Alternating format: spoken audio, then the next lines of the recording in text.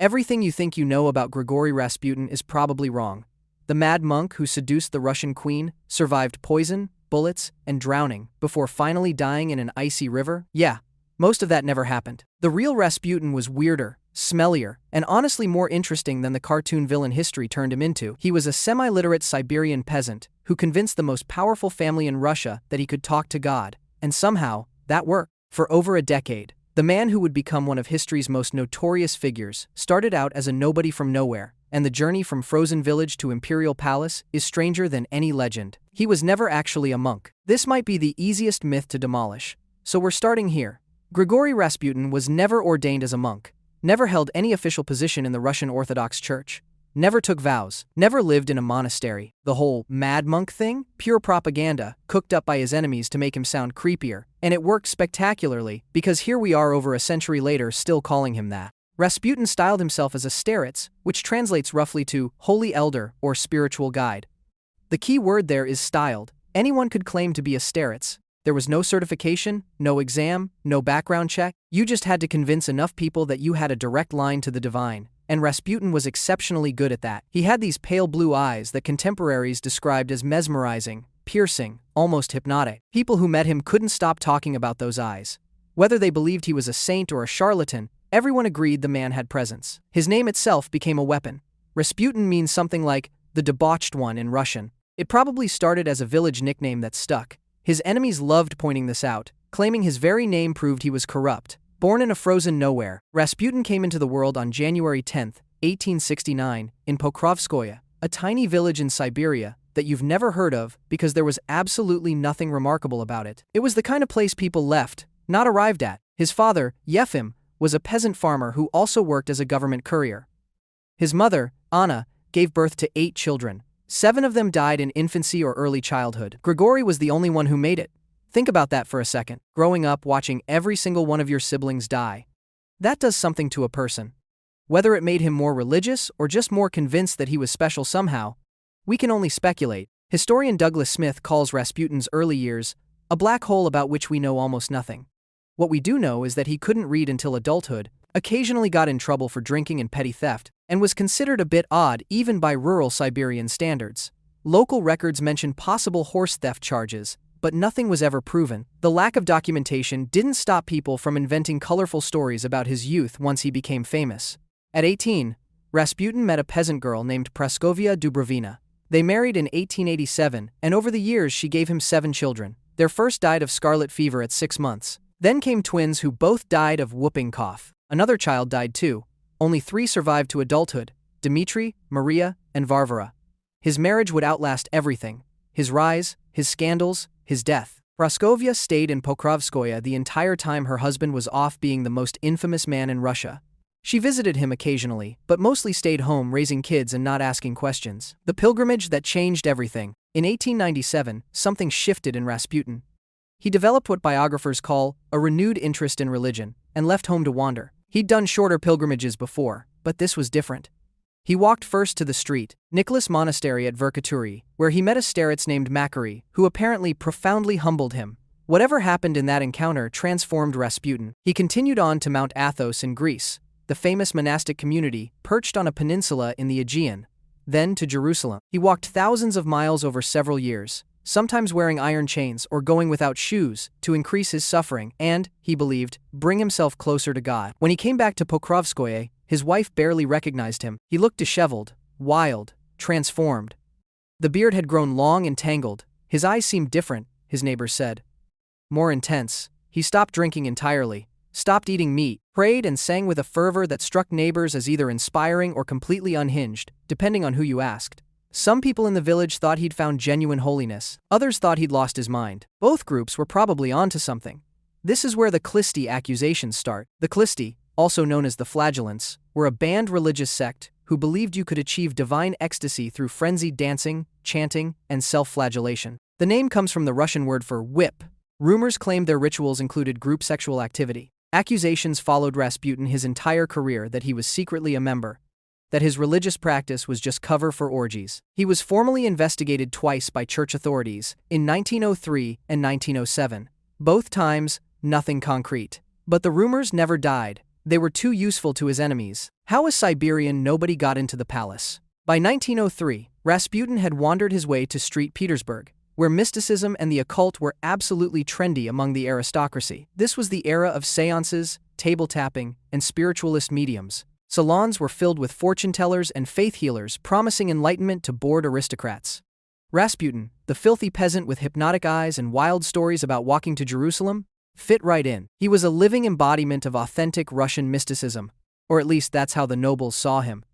He worked his way through the church hierarchy first. Bishop Sergei gave him a letter of recommendation and introduced him to Bishop Theophane, a well-connected church leader with access to high society. By 1905, Rasputin was making the rounds of aristocratic salons, gaining a reputation as a holy man with a gift for reading people. He caught the attention of two Montenegrin Grand Duchesses, Milika and Anastasia, who were obsessed with mysticism and also happened to be cousins of the Tsar. On November 1, 1905, Grigori Rasputin met Tsar Nicholas II and Empress Alexandra for the first time at Peterhof Palace. Nicholas wrote in his diary that they had made the acquaintance of a man of God, Grigori, from Tobolsk province.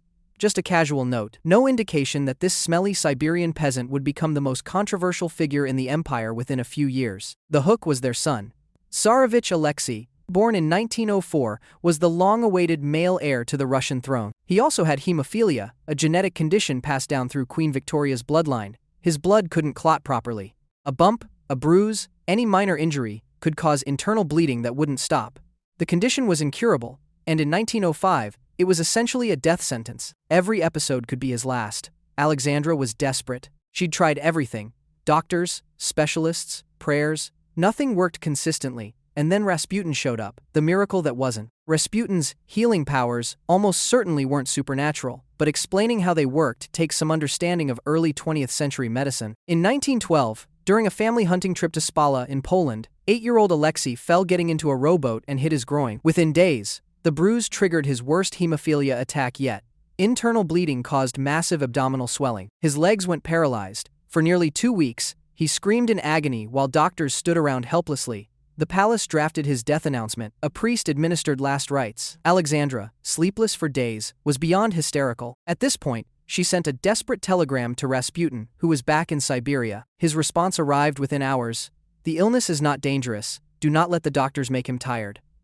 The next morning, Alexei started recovering. His bleeding stopped. His fever broke. Within weeks, he was walking again. Dr. S.P. Fedorov, one of the attending physicians, admitted the recovery was wholly inexplicable from a medical point of view. Historian Robert Massey called it one of the most mysterious episodes of the whole Rasputin legend. Except maybe it wasn't so mysterious. Modern historians have a theory, and it's pretty simple: aspirin. Bayer had introduced aspirin in 1899, and by the early 1900s, it was the go-to painkiller for basically everything. Nobody knew yet that aspirin thins the blood by preventing platelets from clumping together. For a hemophiliac, aspirin is essentially poison. It makes bleeding dramatically worse. The standard treatment was probably killing Alexei slowly. Rasputin's advice to leave the boy alone, to stop the doctors from fussing over him, would have meant stopping the aspirin. Add in reduced stress, actual rest, and the calming effect that Rasputin's presence seemed to have on the hysterical Alexandra, which in turn calmed Alexei, and you have a plausible explanation. No miracles required, just accidentally stumbling onto better medical advice than the actual doctors were giving. From that moment,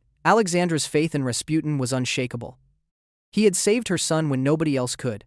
She would defend him against all accusations, all evidence, all common sense, and that would eventually help bring down the entire empire. The hygiene situation. Okay, we need to talk about how Rasputin smelled, by all accounts, horrifically.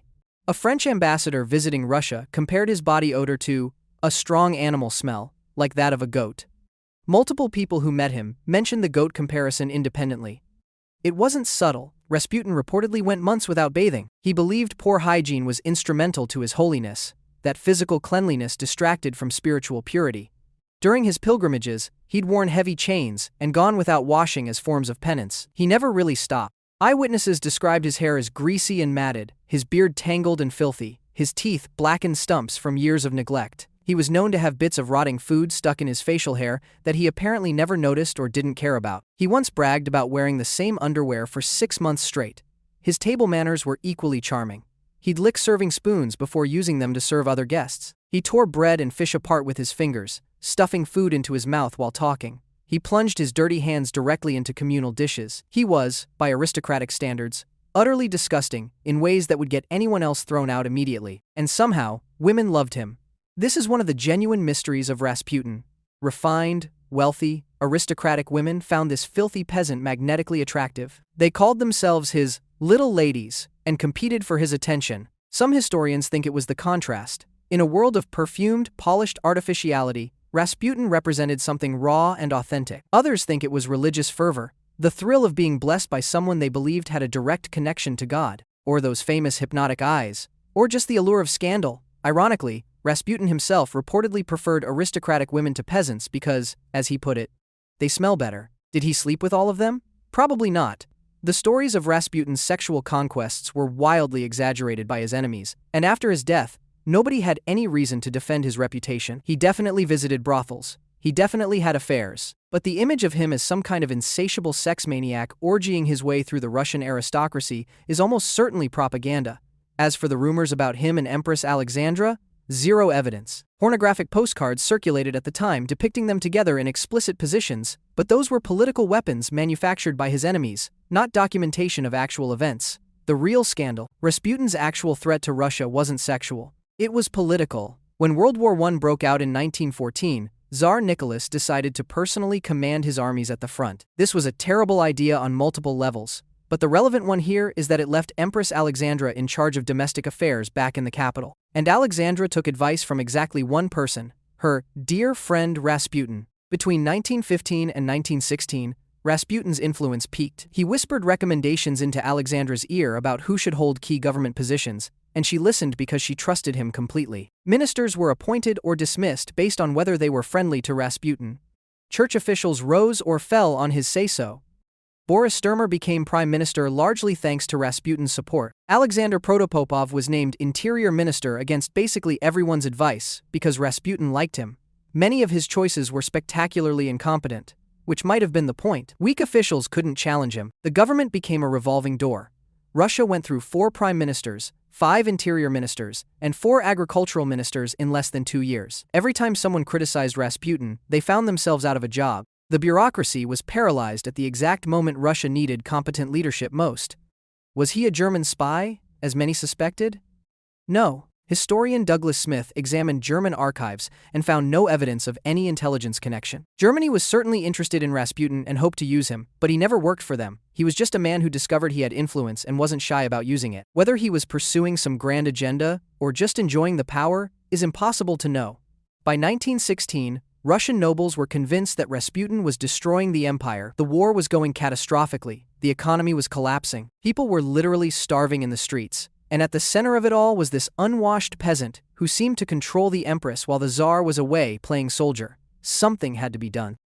The assassination attempt nobody remembers. Before his famous murder, someone already tried to kill Rasputin. On June 29, 1914, just one day after Archduke Franz Ferdinand was assassinated in Sarajevo, a 33-year-old peasant woman named Kionia Guseva stabbed Rasputin in the stomach outside his home in Pokrovskoye. She drove the blade in deep, tearing through his intestines. She reportedly screamed, "I have killed the Antichrist," as she struck. Rasputin, despite the wound, managed to hit her in the face with a wooden shaft before collapsing. A crowd gathered, ready to lynch her on the spot. Guseva was a follower of Iliador, a former monk who had once been one of Rasputin's closest allies before becoming his most vicious enemy. Iliador had supported Rasputin early on, then turned against him in 1911, denouncing his supposed sexual escapades and self-aggrandizement. Guseva had no nose, a disfigurement she attributed to a botched medical treatment when she was 13. She believed Rasputin was a false prophet and the Antichrist himself, and she took matters into her own hands. Rasputin survived, barely. The Tsar sent his personal physician, Roman Vredin, to Siberia. After a laparotomy and nearly 7 weeks of recovery in a hospital in Tyumen, Rasputin pulled through. But people who knew him said he was never quite the same afterward. The attack left him in chronic pain, and some claim his behavior became more erratic, more paranoid, more prone to outbursts. Guseva was tried, found legally insane, and committed to an asylum in Tomsk. In March 1917, after the revolution, Alexander Kerensky personally ordered her release. She reportedly attempted to assassinate Patriarch Tikhon of Moscow in 1919. She was really committed to this whole stabbing religious figures thing. The murder everyone gets wrong. December 30th, 1916, the Moika Palace in Petrograd. Prince Felix Yusupov, one of the richest men in Russia and married to the Tsar's only biological niece, invited Rasputin over with the promise of meeting his wife, the beautiful Princess Irina. It was a lie. Irina wasn't even in the city. Instead, Rasputin met a group of conspirators who had spent weeks planning his death. The conspirators included Yusupov, Grand Duke Dmitry Pavlovich, who was the Tsar's first cousin, Vladimir Purishkevich, who was a member of the Duma, Dr. Stanislas de Lazover, and Lieutenant Sergei Sukotin. They believed killing Rasputin would save the monarchy, that Nicholas would finally listen to reason without the peasant whispering in Alexandra's ear. You probably know the legend. They fed Rasputin cakes and wine laced with enough cyanide to kill 5 men, and he just kept eating. They shot him in the chest, and he got back up. They shot him again, and he kept crawling. Finally, they beat him, wrapped him in a carpet, and threw him in the frozen Neva River, where he eventually drowned, his arms frozen in a position suggesting he tried to claw through the ice. A monster that refused to die. Great story. Mostly fiction. The autopsy found no poison in Rasputin's system. None. Modern forensic analysis suggests the conspirators probably never even poisoned the food and wine. Dr. Lazover, who was supposed to lace the cakes, may have balked at the last minute. The cyanide that didn't work story was fabricated to make the murder sound more dramatic and to paint Rasputin as something inhuman. What actually happened was simpler and uglier. Rasputin was shot 3 times. The fatal shot was to the forehead at point-blank range, a contact wound that would have killed him instantly. There was no water in his lungs, meaning he was dead before he ever hit the river. The elaborate story of a man who wouldn't die? That was Yusupov selling books. He wrote multiple memoirs about the murder, each one more embellished than the last. He dined out on that story for the rest of his life, telling increasingly dramatic versions to anyone who would listen. The conspirators were never formally charged. Grand Duke Dmitry was sent to the Persian front, which ironically saved his life because he wasn't in Russia when the Bolsheviks started executing Romanovs. Yusupov got house arrest on his estate. Purishkevich was already heading to the Romanian front. Nobody faced real consequences. The Tsar was too weak or too conflicted to punish his own relatives, and besides, half the aristocracy was secretly relieved Rasputin was finally gone. The prophecy that came true. Shortly before his death, Rasputin allegedly wrote a letter to Tsar Nicholas. Whether this letter actually existed is hotly debated by historians. The only source is the memoirs of Rasputin's secretary, Aaron Simonovich, which are considered unreliable at best. But the story persists because of how eerily accurate the prophecy turned out to be. The letter supposedly said that Rasputin had a premonition he would not live to see January 1917. It warned Nicholas that if common people killed Rasputin, the Romanovs would rule for another 100 years or more. But if he was murdered by nobles, by relatives of the Tsar, then nothing could save Russia. Brothers will rise up against brothers and will kill each other. None of the Tsar's family would survive more than 2 years. Rasputin was killed by nobles, including the Tsar's own cousin, on December 30th, 1916. The February Revolution began less than 3 months later. Nicholas abdicated in March 1917. The family was placed under house arrest. On July 17, 1918, Bolshevik forces executed the entire Romanov family in the basement of the Ipatiev house in Yekaterinburg. Nicholas, Alexandra, and all 5 children, including 14-year-old Alexei, the boy Rasputin had supposedly kept alive through his prayers. Whether the letter was real, or whether someone invented it after the fact to capitalize on the tragedy, you have to admit the timing is spooky. What happened to the people he left behind? After the revolution, soldiers dug up Rasputin's body from its grave on the imperial estate and burned it in the woods. Some accounts say the corpse sat up as the tendons contracted in the flames, which only added to the legend. His wife Praskovia stayed in Pokrovskoye, living quietly until her death in 1936. His son Dmitry was arrested and killed by the Soviets, though the exact circumstances are unclear. His daughter Varvara worked as a nurse and died in Moscow in 1937, possibly another victim of Stalin's purges. But his daughter Maria? She had the wildest ride of anyone connected to Rasputin. After the revolution, Maria fled Russia with her husband, a white army officer. They ended up in Paris, where she worked as a governess and then as a cabaret dancer. The marriage fell apart. When the circus came calling, Maria reinvented herself again. In 1935, she joined the Hagenbeck-Wallace Circus in America as a lion tamer. The billing was incredible. The daughter of the famous mad monk whose feats in Russia astonished the world. She billed herself as performing magic over wild beasts just as her father dominated men. When reporters asked if she minded being in a cage with dangerous animals, she famously replied, "Why not? I have been in a cage with Bolsheviks." In April 1935, disaster struck. During a performance with 2 lions, 2 tigers, 3 bears, 2 leopards, and 2 pumas, Maria lost her footing. A Himalayan black bear mauled her, severely injuring her legs. She never fully recovered and eventually had to retire from the circus. She worked odd jobs for years, a riveter in a Miami shipyard during World War II, teaching Russian lessons, babysitting. She moved to the Silver Lake neighborhood of Los Angeles, an area with a large Russian émigré community. She wrote 3 memoirs defending her father's reputation, the last one, Rasputin, the man behind the myth, published in 1977 in collaboration with journalist Pat Barham. It came out the same year she died. Maria Rasputin passed away in September 1977, found dead in her modest apartment after calling a neighbor to say she was having trouble breathing. She was 77 years old. She's buried in Angeles Rosedale Cemetery in Los Angeles. A woman who grew up in the Russian imperial court, played with the Tsar's daughters, and watched her father become the most infamous man in the empire. She spent her final decades in a Silver Lake apartment, living on Social Security, still insisting to anyone who would listen that her father was a very kind, very holy man. History, man, you really cannot make this stuff up.